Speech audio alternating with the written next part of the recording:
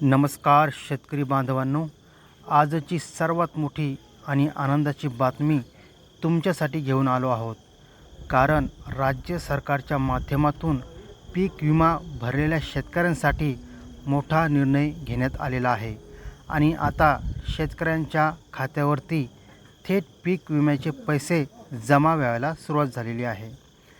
शेतकरी मित्रांनो, कालच केंद्र सरकारच्या माध्यमातून जवळपास 37,000 कोटी रुपयांचा निधी राज्य सरकारला मंजूर करण्यात आला आहे आणि त्या निधीच्या आधारे आजपासून शेतकऱ्यांच्या बँक खात्यावरती डायरेक्ट बेनिफिट ट्रान्सफर म्हणजेच DBTच्या माध्यमातून पीक विमा जमा होऊ लागलेला आहे. आता सर्वात महत्त्वाचं म्हणजे किती पैसे मिळणार आहेत. तर बघा, जर तुमची जमीन 3 एकरपेक्षा जास्त असेल तर अशा शेतकऱ्यांना अंदाजे 12,000 रुपये प्रति हेक्टर पीक विमा मिळू लागला आहे. जर तुमची जमीन 5 एकरपेक्षा जास्त असेल तर 16,000 रुपये प्रति हेक्टर आणि जर तुमची जमीन 7 एकरपेक्षा जास्त असेल आणि तुमचं नुकसान जास्त झालेलं असेल तर अशा शेतकऱ्यांना 20,000 रुपये प्रति हेक्टर पीक विमा जमा होऊ लागलेला आहे. शेतकरी मित्रांनो, गेल्या 3 ते 4 वर्षापासून अनेक शेतकरी पीक विमा भरत होते, पण त्यांना त्यांचा लाभ मिळत नव्हता. अखेर 2023, 2024 आणि 2025 या कालावधीतील थकीत पीक विमा आता एकत्रितपणे शेतकऱ्यांना देण्यास सुरुवात झालेली आहे. त्यामुळे काही शेतकऱ्यांना मोठी रक्कम त्यांच्या खात्यावर जमा होत असल्याचं पाहायला मिळत आहे. आता महत्त्वाचा प्रश्न म्हणजे कोणत्या शेतकऱ्यांना हा पीक विमा मिळणार आहे. तर बघा, ज्या शेतकऱ्यांनी पीक विमा भरलेला आहे आणि ज्यांचं पीक खरंच नुकसान झालेलं आहे अशा सर्व पात्र शेतकऱ्यांना हा लाभ दिला जात आहे. विशेषतः ज्या शेतकऱ्यांकडे पिवळं किंवा केशरी रेशन कार्ड आहे आणि जे PM किसान व नमो शेतकरी योजनेचे लाभार्थी आहेत त्यांना प्राधान्याने हा पीक विमा दिला जात आहे. तसंच तुमचं बँक KYC पूर्ण असणं खूप गरजेचं आहे. कारण DBTद्वारे पैसे थेट खात्यात येतात. त्यामुळे KYC पूर्ण नसेल तर पैसे येण्यास उशीर होऊ शकतो.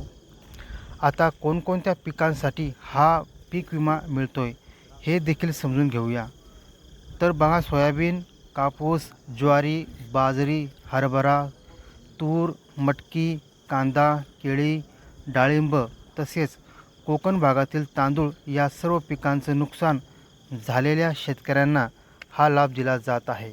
एकूण जवळपास 35 प्रकारच्या पिकांचा या योजनेत समावेश करण्यात आलेला आहे. आता सर्वात महत्त्वाचा मुद्दा म्हणजे पैसे कधी येणार. तर बघा, आज दुपारी 2 वाजल्यापासून या पीक विमा वाटपाला सुरुवात झालेली आहे आणि हे वाटप 2 टप्प्यामध्ये केले जात आहे. पहिला टप्पा दुपारी 2 ते संध्याकाळी 7 वाजेपर्यंत आणि दुसरा टप्पा संध्याकाळी 7 ते रात्री 11 वाजेपर्यंत. अशा प्रकारे सर्व शेतकऱ्यांच्या खात्यावर पैसे जमा केले जाणार आहेत.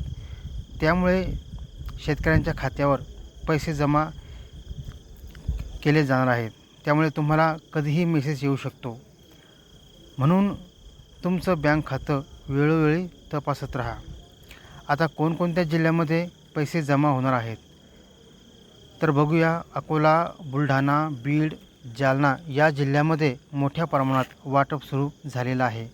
त्याचबरोबर रायगड, रत्नागिरी, सिंधुदुर्ग, कोल्हापूर या भागातील शेतकऱ्यांनाही लाभ मिळतोय. तसेच चंद्रपूर, गडचिरोली, गोंदिया, पालघर आणि ठाणे या जिल्ह्यामध्येही लवकरच पीक विमा जमा होणार आहे. शेतकरी मित्रांनो, सरकारकडून स्पष्ट आदेश देण्यात आलेले आहेत की आजच्या आजच शक्य तितक्या शेतकऱ्यांना पीक विमा जमा करावा. त्यामुळे बँकांनाही सूचना देण्यात आल्या आहेत की पैसे वाटल्याशिवाय बँक बंद करू नये. काही शेतकऱ्यांना आधीच 12,000, 16,000 आणि 20,000 रुपये मिळाल्याचे मेसेज येऊ लागले आहेत. त्यामुळे अजून ज्यांना पैसे मिळाले नाहीत त्यांनी घाबरून जाऊ नये, कारण सर्व पात्र शेतकऱ्यांना हा लाभ मिळणारच आहे.